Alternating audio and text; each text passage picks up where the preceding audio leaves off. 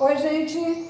Então, bom dia! Hoje é uma quinta-feira e nós vamos começar com ciências. Eu quero que vocês peguem o módulo 3, nosso módulo 3, lá no capítulo 7, na página 212. O que é que nós vamos fazer? Olha só, eu vou orientar aqui da melhor maneira possível que vocês façam essa experiência em casa. Lembrando sempre que, se vocês quiserem postar lá no grupo do terceiro ano ou enviar diretamente para mim, vai ser muito legal, né? Então, nós estamos falando sobre o som, ok? Então, iniciando aqui, nós vamos tentar construir um xilofone, que é um aparelho que emite sons, é um instrumento. Então, você vai precisar de 8 copos de vidro, uma seringa de 60 ml, água, você vai precisar de corante que coloca em alimento, certo?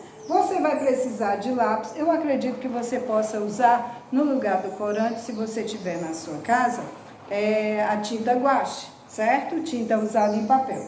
Vai colocar uma borracha, vai precisar de uma borracha escolar, daquele tipo ponteira que fica na ponta do lápis, ok?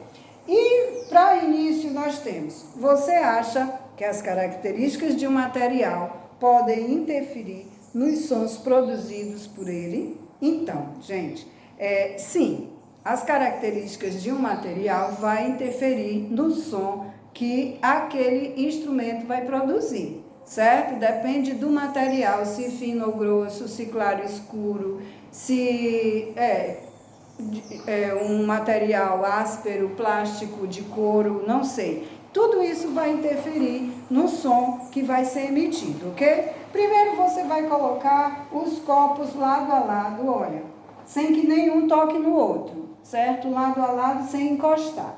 Depois você, utilizando a seringa, você vai adicionar água nos copos de maneira crescente. Comece com 25 ml no primeiro copo, no segundo 50, no terceiro 75. Se vocês puderem perceber, vocês vão acrescentar sempre 25 ml de um copo para outro, ok? Você vai adicionar 5 gotas de corante alimentício, certo? Ou, no caso, a tinta guache, eu acredito que dê. Você vai encaixar a borracha tipo ponteira no lápis, para montar a baqueta, vai servir de baqueta, e vai bater essa baqueta nos copos, prestando atenção em cada som, vai bater no lado do copo, vai prestar atenção em cada som emitido por eles. Faça uma sequência do copo com menos água até chegar no copo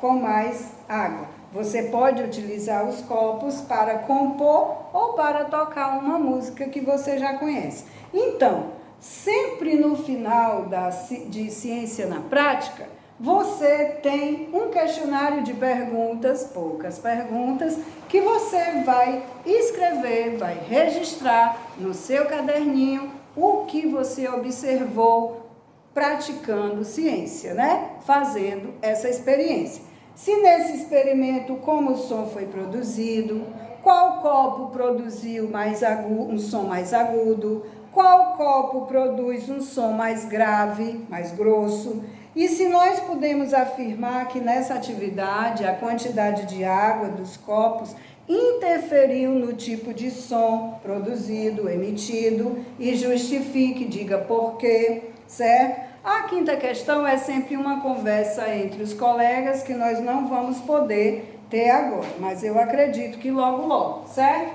Vamos agora lá na página 214. Vamos falar sobre a poluição sonora. Leia a manchete a seguir. Perda auditiva começa cada vez mais cedo. Overdose sonora do dia a dia põe nossa audição em risco, ok? Para você, o que é poluição sonora?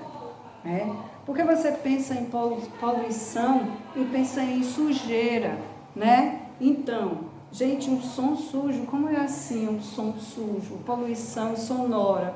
Vamos lá?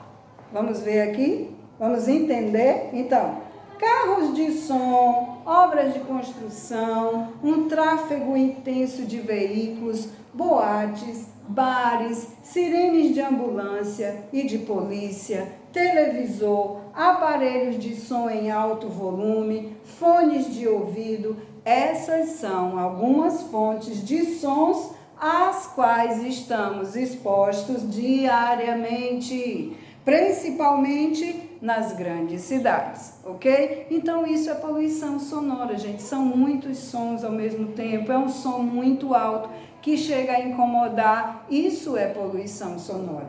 Então, em nosso cotidiano, nós somos expostos a diferentes sons diariamente. Quando em excesso, quando isso está passando do que é permitido o seu ouvido ouvir, eles podem causar danos, podem prejudicar a saúde das pessoas, caracterizando assim a chamada poluição sonora. Então, poluição sonora é exatamente isso, é o excesso de sons, certo? Que você escuta, que chega a prejudicar a sua audição, certo? Embora invisível, esse tipo de poluição já é considerado um problema de saúde pública e a causa de inúmeros casos de perda de auditiva permanente, ou seja, pessoas estão perdendo a sua audição devido à exposição a muitos barulhos. Pessoas que trabalham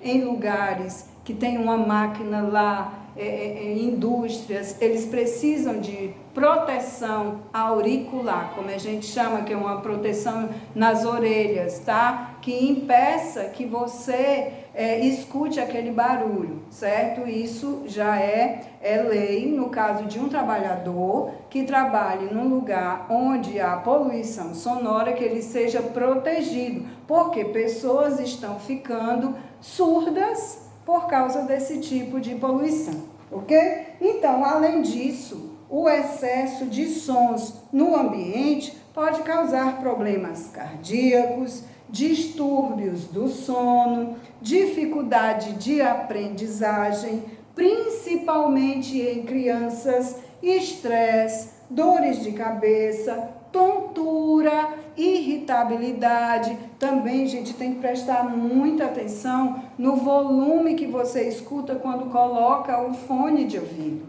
Aquilo pode prejudicar a sua audição, ok? Lá na página 215, nós temos aqui uma tabela, né, que informa os sons e a intensidade de sons de alguns objetos, né? Então, nós temos aqui, ó, o tic-tac do relógio tem uma intensidade de 20, né? A conversa normal tem a intensidade de 60, certo?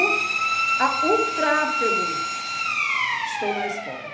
O tráfego intenso de veículos, né, dentro do carro, 85, um secador de cabelo, 100, fone de ouvido no volume máximo, 105, britadeira, né? E avião a jato. E uma britadeira, que é um instrumento, um aparelho de quebrar pedra, de furar, né? Ele faz um barulho estrondoso, prejudica demais. Os fogos de artifício, 150, que no caso aqui é o maior. Então, acima, o dB, gente, são decibéis, né? Que é a unidade de medida, certo? No caso aqui.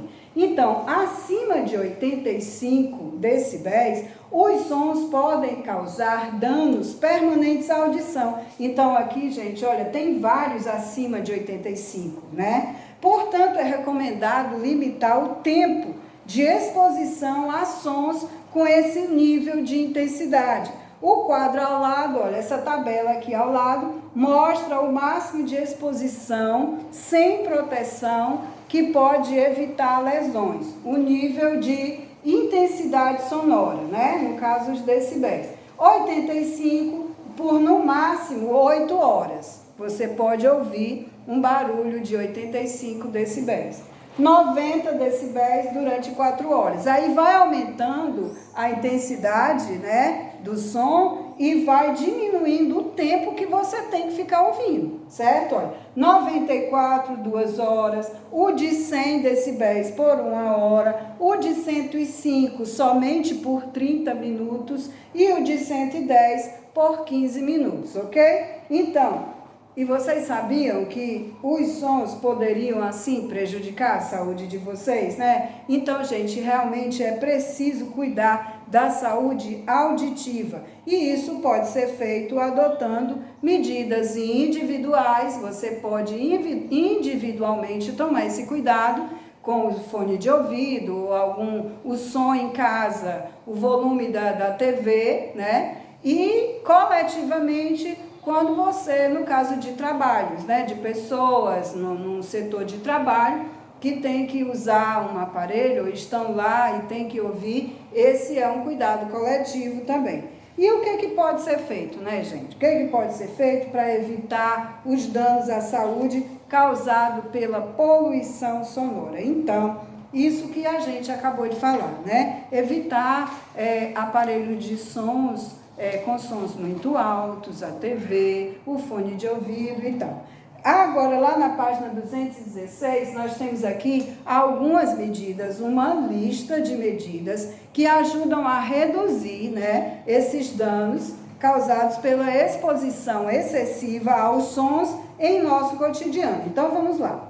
Evitar ouvir sons com volume alto e por longo período de tempo, principalmente em fones de ouvido, né? Evitar ambientes com sons em excesso, reduzir o tráfego de veículos, incentivar o desenvolvimento de tecnologias que possam controlar o volume dos sons emitidos pelos aparelhos eletrônicos, desenvolver campanhas de conscientização da população sobre os riscos da poluição sonora, fazer com que as pessoas se informem mais sobre isso, tornar essa informação acessível às pessoas, que as pessoas possam ter oportunidade de se informar sobre o assunto, ok? Fiscalizar e punir as fontes de poluição sonora,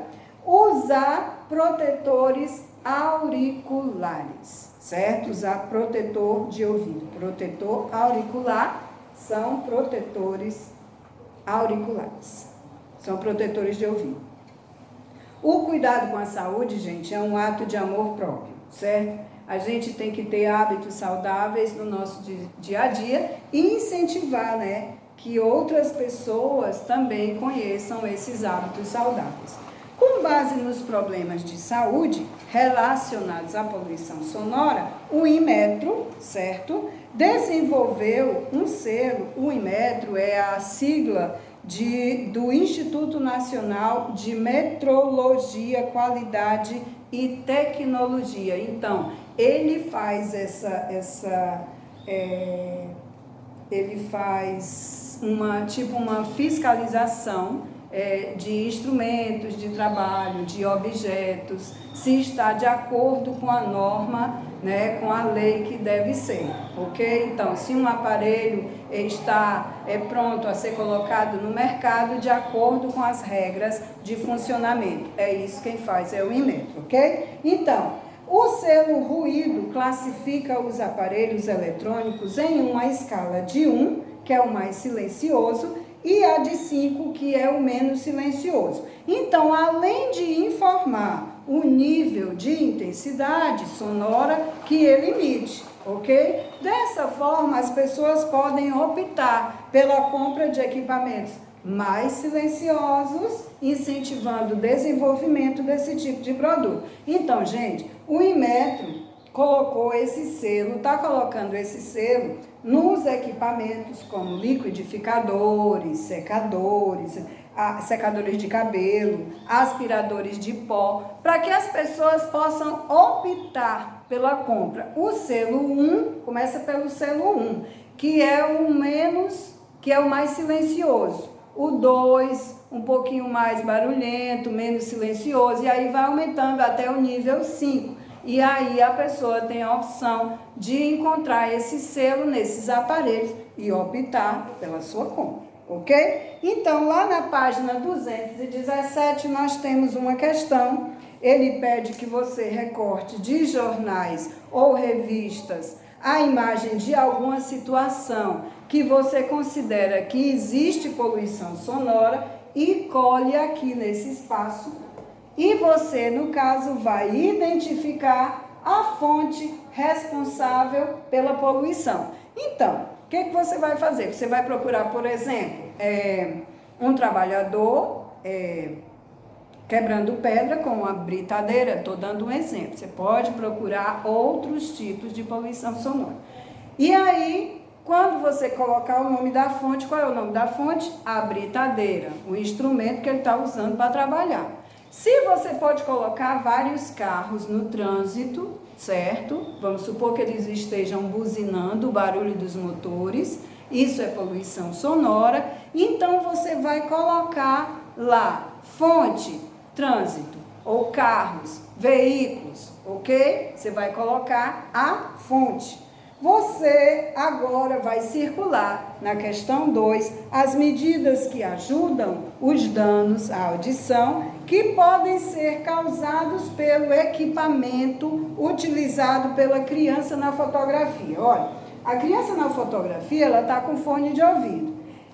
Aqui você vai circular as medidas que ajudam a evitar usar protetor auricular, não. Evitar permanecer no ambiente por longo período de tempo, não. Aqui ele tem que evitar o uso do equipamento por tempo prolongado. Você vai circular primeiro esse último quadrinho. Depois nós temos abrir as janelas do ambiente em que se encontra, não. Não ouvir o som com volume alto, isso é uma medida, não ouvir o som com volume alto. Então, você vai circular a terceira aqui e a segunda aqui embaixo.